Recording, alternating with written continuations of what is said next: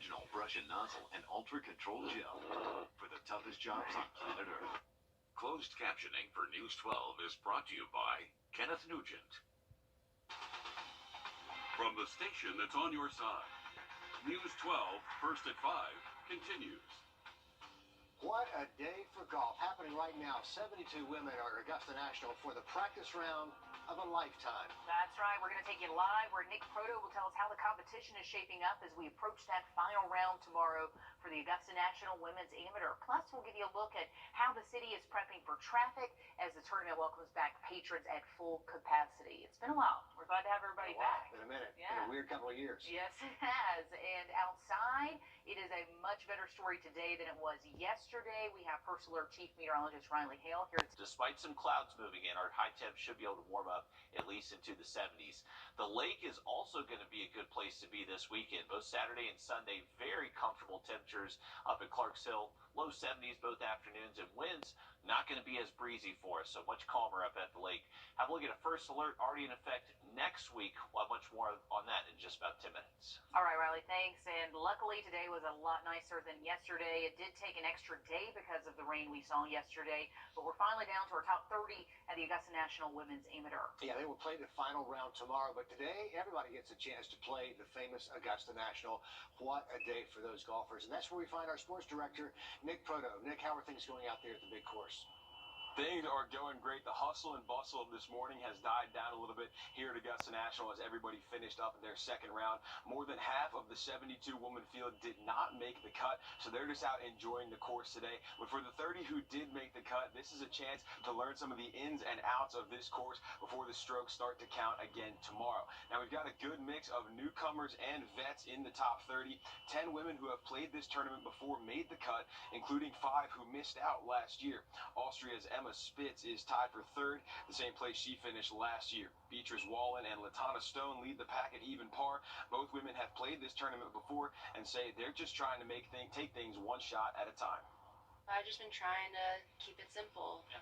Fairways, greens, 2-putt and kind of get up. I'm not trying to do anything special, and I mean, I know there's not a lot of birdies out there, and just trying to stay patient. I'm just going to go out there. I know that a lot can change. It's a lot of golf left, and I'm just going to take hole by hole and shot by shot and see how far it will take me. So Wallen and Stone lead the way, but there are plenty of women still in the hunt. 15 players are within 3 shots of the lead, including West Columbia's Jensen Castle, who sits in a tie for 9th at 3 over par. We'll have more from Augusta National coming up on News 12 at 6 o'clock. An amazing day out there for them. With round 2 finishing up today, it meant a later start for practice rounds at Augusta National. And every player, whether they make the cut or not, does get a chance to play the famous course before tomorrow's final round there. Meredith Anderson joins us now from Augusta National. And Meredith, this is a closed practice for these women. Right. We could watch them on the practice range, but once they teed off, no patrons, no cameras. They were alone. It was a pretty special day for them. And while the first half of the day was just about making the top 30, the second half of the day for many of them was just about making memories. They got to experience this golf course like any golf fan would love to. This course is iconic. It's steeped in tradition, and it's just a dream to be able to play here.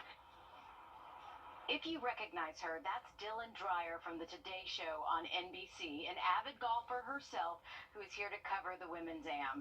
She says her husband got her into golf when they were first dating, but she wishes there had been something like this when she was growing up so she could turn on the TV, see young women competing on golf's biggest stage, this beautiful storied golf course, and hey, maybe she could join. She said she knows she would have said, wait a minute, I want to do that too. She says that is the gift the Augusta National Women's Am is giving the world of golf, growing the game by empowering young women to play it. She says she cannot wait to watch them this weekend. And then, just like us, she has her own Masters tradition when it's tournament time. I just can't wait to watch great golf. I I mean, all the way around. This weekend, next weekend, it's just, I get excited. I saved the little plastic wrappers from my cheese sandwiches from 2019. I mean, I try to wash them as best I can, but I still have those. I have the cups from 2019. We always have a master's party with friends of ours, and we bring out, the cups and everything. So I love everything about this time of year. Y'all, she saves the cups, just like us. Right? Isn't that hilarious? But back to the women's AM with the emphasis on the AM. Dylan and I talked about the importance of these women not being pros yet. Out here, that has some major significance. I'll talk about that coming up in the next half hour on News 12 at 6 o'clock. I'm really impressed she saves the cups since she lives in a New York City I apartment. know. That is some precious real estate, but shows how much it means to her. Meredith, thanks. All right. With the tournament comes traffic, and it's been a few years since Augusta National has been at full capacity for patrons. But this year, we are back to the normal swing of things finally, and that means the city's been hard at work to try to make sure driving around is as smooth as possible for everyone. Well, yeah, we're used to seeing traffic like this around this time outside of our station, but I want to show you the view right here behind me. We got some cones down there, but a lot of this traffic is really starting to stack up. It seems like we're starting to see that influx of drivers here on Riverwatch Parkway. Now, we're only going to see those numbers start to grow with this new plan that's set because there are several changes. If you are coming from Atlanta on I-20, that Washington Road exit is going to be closed, which means a lot of these drivers are going to be right here on Riverwatch Parkway. Also, the second change, Berkman's Road, in the afternoon when a lot of those patrons are leaving the golf course, that's going to be turned into a one-way heading south away from the course. So it's designed to get as many people out as quickly as possible. Now, a lot of these Augusta traffic engineers have been working on this for so long. They say these plans do not happen overnight. They've been working on getting signs and cones out for the past 3 weeks. They monitor everything going on around Augusta National from their traffic center. It has 40 different cameras watching roads around the area to make sure things are running smoothly. If there's any kind of traffic jam or accident, they can quickly divert traffic and change those lights. They're also handing out some very valuable advice to a lot of these drivers. Be patient, have a little grace, be kind, and then also don't use your GPS. We try to manage it as best we can, and if they get really busy in one area, we can kind of divert traffic to a different area to try to make sure no one sits in traffic for too long. Yeah, and these traffic plans are actually set to start tomorrow. You can see that the cones aren't out yet, but if you are driving tomorrow, make sure that you know what those routes are. It's almost like a dry run for them before the tournament week. Also, you heard him talk about a GPS. Don't use it. We'll explain why coming up on News 12 at 6 o'clock. A big vote today on a federal ban on marijuana. We're going to break down the vote and where that measure goes from here. Riley. High pressure's moving in. Oppose us $29.92. Paid for by CCIA.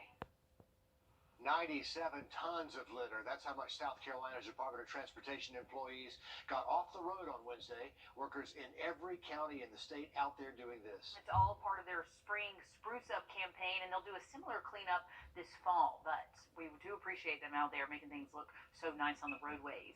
Taking a look out Monday of next week. Past Wednesday and Thursday, those rain chances do go down. So Friday into next weekend, looking a little bit cooler than average, but dry. All right, thanks, Riley. House lawmakers voted to end the federal ban on marijuana. It was a vote split almost entirely down party lines. And as Michael George explains, this would decriminalize a drug that has tens of thousands of people serving time. The bill to legalize marijuana brought passionate debate from House lawmakers. This is an important, fair piece of legislation. This is a piece of garbage. I oppose legislation. Republicans argue the U.S. has more urgent priorities. Record crime, record inflation, record gas prices, record number of illegal immigrants crossing our southern border. And what are Democrats doing today? Legalizing drugs. The bill passed 220 to 204, almost entirely on party lines. It calls for eliminating criminal penalties related to marijuana and for establishing a process to clear criminal records. Democrats pointing out that Black Americans are more than 4 times as likely to be arrested for cannabis-related crimes. We must end this failed policy of marijuana prohibition, which has led to the shattering of so many lives, primarily Black and brown people. most states have already legalized marijuana for either medical or recreational use, and studies find a majority of Americans support that trend. Stephen Post works for a nonprofit fighting to free people imprisoned for marijuana crimes. To have someone ripped away from the life that they're living, from yourself, from their family, from their children, you just can't describe what that does to someone. It's very traumatic. The bill still needs to pass the Senate, where it faces long odds for breaking through Republican opposition. Michael George, CBS News, New York. Democratic Senate Majority Leader Chuck Schumer crafted his own bill that would legalize marijuana altogether and has committed to moving forward with it this spring. Mental health may not always be the most comfortable thing to talk about, especially for teenagers, but there's a new way aimed at helping them at their fingertips. The live win the AM. Talking about depression can be hard at any age, but especially for teenagers. Now a nonprofit group of counselors is volunteering to meet with teens looking for help. As technology reporter Jamie Tucker explains, they do it in a discreet and anonymous way. Teenagers today do not like talking on the phone, at least to people they don't know, but they will text. And a group of volunteer counselors from around the country are using text messaging to communicate with teenagers who just need someone to talk to. The Crisis Text Line is a 24-hour, 7-day-a-week service where teenagers can text with a licensed counselor about whatever they're struggling with. When a teenager wants help or feels helpless, they can text HOME to this number, 741-741, and a counselor will text back, usually within minutes.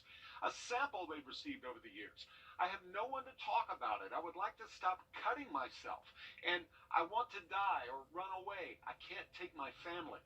Problems with eating disorders, depression, anxiety, self-harm, and isolation are pretty common issues. It's especially helpful for teenagers who don't want anyone to hear them talking on the phone. Text messages can be sent quietly and in private. Crisis Text Line has added WhatsApp messaging, so those conversations are encrypted. It's also available on the website, crisistextline.com, where people can chat through Facebook Messenger.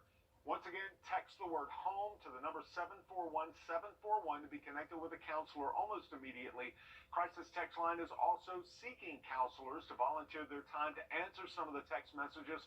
Since 2013, Crisis Text Line has handled well over 7 million conversations with teenagers seeking help. That's What the Tech. I'm J.B. Tucker. And the Crisis Text Line is a nonprofit that does rely on volunteers and donations. But this service is 100% free for teenagers who are looking for help. Great way to use technology. Yeah, good idea. For a good cause. Wheels Up is partnering with Golden Harvest Food Bank, providing meals to our area. They're making a $100,000 donation to the food bank as part of their Meals Up initiative.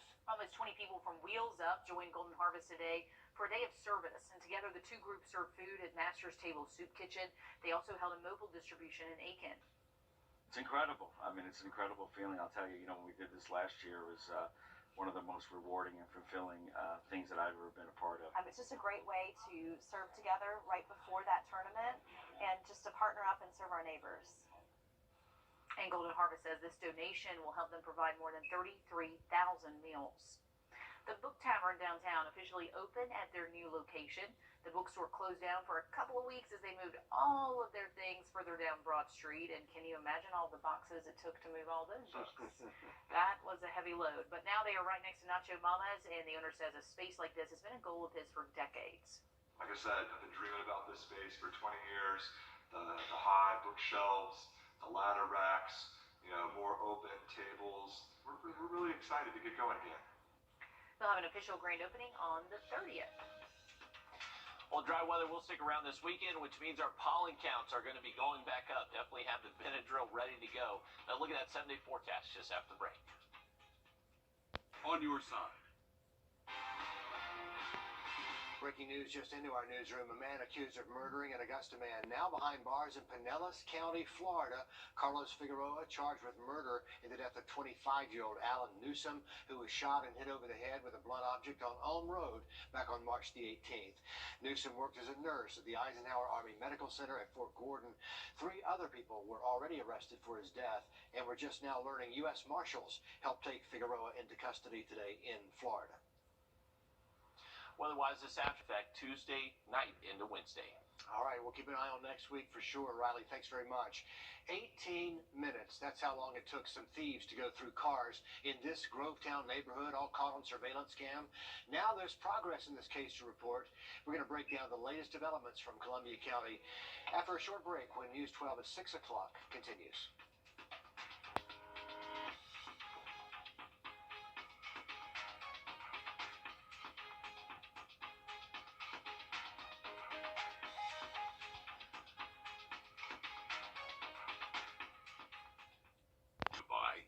Nugent. From the station that's on your side, this is News 12 at 6 o'clock. The Friday before Masters Week and the traffic changes are just about to begin. We're on your side with what you need to know if you're trying to get around town this weekend. Plus, the top 30 secured for the Augusta National Women's Amateur. Round 2 of the books with a practice round underway as we speak at Augusta National Golf Club. And we're there live. Sports Director Nick Proto and our own Meredith Anderson bringing us team coverage from Augusta National. And our Will Rio also standing by with those traffic plans you need to know about before you head out tomorrow. But we want to start things off with First Alert Chief Meteorologist Riley Hale because all eyes are on the weather. Riley. Yeah, luckily the weather is going to cooperate for us through this week. We'll get the rest of the weekend forecast and already a first alert in effect next week. Much more on that in just about 10 minutes. Riley, thanks so much. So the field is set for the final round of the Augusta National Women's Amateur. The second round wrapping up earlier today, securing that very elite top 30. Yes, exciting times. And now all 72 women are out at Augusta National today for a practice round ahead of tomorrow. Whether they made the cut or not, they did get to practice out there today. And that's where we find Sports Director Nick Proto live now with a closer look at that top 30. Well, it is an absolutely beautiful day here at Augusta National for the practice round of the Women's Amateur. It's been a busy day for these women. Many of them had to get up early and finish their second rounds over at Champions Retreat. After 36 holes, only 29 of the 30 spots had been claimed, leaving 4 women to go to a playoff for that 30th and final spot. And after 4 holes of playoff golf, it was Paula Scholes-Hansen winning the playoff, securing a spot in tomorrow's top 30. Scholes-Hansen is one of 20 newcomers playing in the final round. One woman who's no stranger to this course is Austria's Emma Spitz. Spitz has played in all 3 Augusta National Women's Amateur tournaments. She finished 30th in 2019. Last year she finished tied for 3rd, and that's where she sits heading into tomorrow's final round. She's leaning on her experience with this course to help her tomorrow. The key, I think, is it's really good to hit the fairways because if you're on the fairways and you can go for pins and use the slopes to your advantage. I think once you miss the fairways, it's kind of really hard to put yourself in position on the greens. So I'm just gonna try to hit a lot of fairways and hit some greens and maybe make a few putts. West Columbia's Jensen Castle has a different type of experience out here. She's a first-timer in this tournament, but she's played the course before. A member brought her out in December, so she's been able to get a feel for this course. Today she talked about what that experience was like and what a realistic score is for her tomorrow. It's amazing. Super pure, really hilly actually. Greens are extremely grainy, but it's an awesome golf course. Hopefully around even. I don't know where the pin locations are or anything like that, and I haven't seen the course today. But the course is pure, so anything around even, I'm sure. I am joined now by News 12's Meredith Anderson. And Meredith, today wasn't just about making the cut, also about making some memories. All 72 women got the chance to play this course today, even if they didn't make the cut. So Augusta National always trying to grow the game of golf. Yeah, it's just an incredible experience for all of them, and Augusta National really just thinking about the game always. First, it was the kids competing in drive, chip, and putt. Then in 2019, the addition of the women's AM, adding in the lineup to the lead-in to the Masters. Augusta National always thinking about the future of golf, and today, the future is female. Girls run the world, girls run the world, girls run the world, girls run the world, and girls all over the world are watching.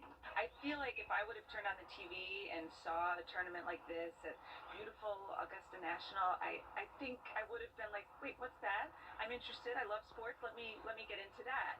But NBC's Dylan Dreyer says she never saw anything like this growing up because there wasn't anything like this. Not featuring young girls anyway.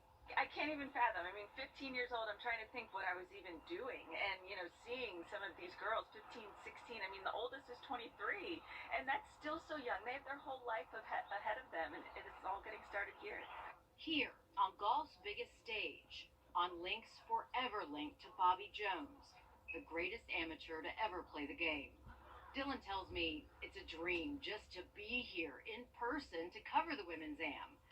She can't even imagine what it would be like to play in it. Even the men, like the top names in men's golf, get nervous before you play at Augusta National. It's just, it comes with the territory. And then there are these young girls who are going to feel those same nerves, you know, because this course is iconic. It's steeped in tradition, and it's just a dream to be able to play here. All 72 get the chance to play here, but only 30 will get to compete here.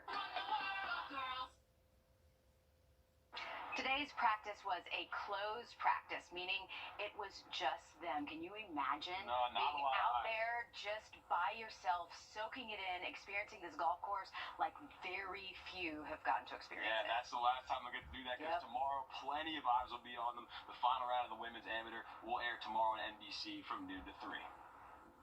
And we are looking forward to watching that, and you can watch that right here on NBC as well, but it will be exciting. Thanks, guys. What a special day for all those players out there. Then we've got drive, chip, and putt to look forward to on Sunday. Practice rounds for the Masters starting Monday. Tournament week is here. The tournament starts Thursday. It's here. You know, it happens quickly every year. It's like, wow. Right after the azaleas It's pop. Masters It's week time. already. But as a reminder, if you're going to be out at Augusta National this weekend for the final round, you cannot bring anything on this list to the course. Cell phones, backpacks, large bags or purses, no cameras, no flags or signs, no outside food or drinks, no strollers, and no chairs with arms. It does have to be a golf chair. And if you have a smartwatch, you can wear it, but you cannot use it to make calls or text. So after tomorrow, it is on to Masters Week, but that traffic is already beginning to build up here. Going to give you the view from the City of Augusta Traffic Center. Those engineers have been watching cameras around the clock, handling all the crowds and cars, keeping it all moving in the right direction. Easier said than done. News 12's Will Rio live now outside our studio with a look over I-20 and Riverwatch Parkway, certainly a big part of the traffic plan. Will, you spoke with the city's traffic engineers today. What's the number one thing people need to know if they're trying to get around town next week? Well, the one thing traffic engineers say you should not use if you're a driver is your GPS. They say the biggest thing to do is to trust those cones, trust those traffic signs that they have placed out that you can see right here behind me. Now, this has taken 3 weeks to plan out, and they say that it starts tomorrow, so if you're driving, expect those changes. They say this is some of the biggest and most challenging things that they've done in past tournaments is to get this ready after 3 years of COVID. Nothing screams tournament week in Augusta quite like heavy traffic, orange barrels, and traffic signs posted across the city. It's been a long process. It's a plan that doesn't magically happen overnight. We've been doing preparations for the last 3 weeks. John Ussery and his team with Augusta Traffic Engineering use this room called the Traffic Center. We're just basically watching all the traffic as it comes to and from the tournament. They use 40 traffic cameras around Augusta National Golf Course. He and a couple other folks will closely monitor their massive screens. Well, it's been a little more extensive than it has been the last couple of years during the COVID years, but it's going to be very similar to what we saw in 2019 prior to COVID. On any other week, Washington Road sees 50,000 cars in 24 hours. During tournament week, it can be more than 80,000, so he wanted to share some advice to drivers. Be patient, have a little grace, be kind, and then also don't use your GPS. Following the traffic signs and cones is the best practice. Your GPS will probably only make things more frustrating for you. It's going to tell you to do something that I won't allow you to do, and you're going to get stuck somewhere you don't want to be.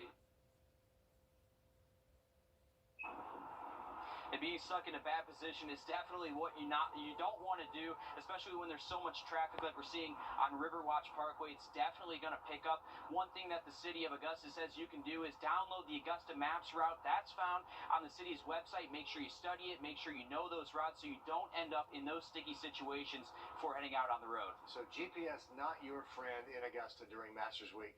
Great advice there. Will, thanks for the update there.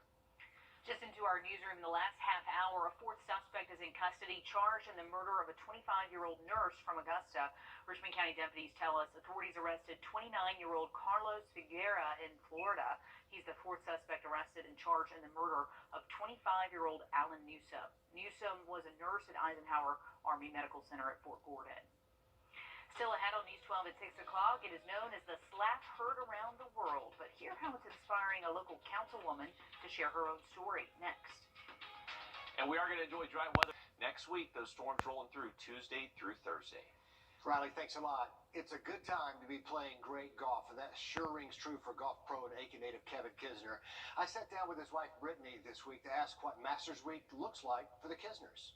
We always feel so lucky that he can compete in the Masters, this childhood dream right here in his hometown. It's the only event he gets to play in a PGA Tour event and a major championship and sleep in his own bed, so that's pretty special. You know they're looking forward to it. The Kisners, by the way, are known to give back to our community. Just yesterday, the Couples Foundation presenting that $10,000 check to the North Augusta Cultural Arts Council to help with scholarships at 2 local dance studios. And that's just one of 15 local organizations awarded grants by the Kisners. We're going to talk all about that in my latest one-on-one interview, including how Brittany and Kevin met over in Athens. You can catch that Sunday morning right here on News 12. Wow! It has been dubbed the slap heard around the world. Actor Will Smith slapping comedian Chris Rock at last weekend's Oscars. Smith stormed the stage after a joke about his wife Jada Pinkett Smith, who suffers hair loss from alopecia. The incident on the national stage now has a local councilwoman speaking up about her own experience with the condition. Our Claire Allen is here with how she's using her platform to inspire others. For women, our hair is our crown. For so many, it's a symbol of their womanhood. But women with alopecia, it can mean so much more. Oh, it's just hair. It was just a hair joke. But then for me was the alopecia piece of it. Grovetown Councilwoman Soretta Smith is opening up about her journey with alopecia on her recent podcast. She's discussing the impact Chris Rock's infamous joke has on awareness. You know, it was a trigger for me.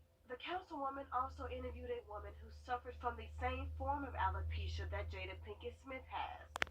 I was hoping that we could find and start a dialogue and get people to understand that to some people it was more than just a joke.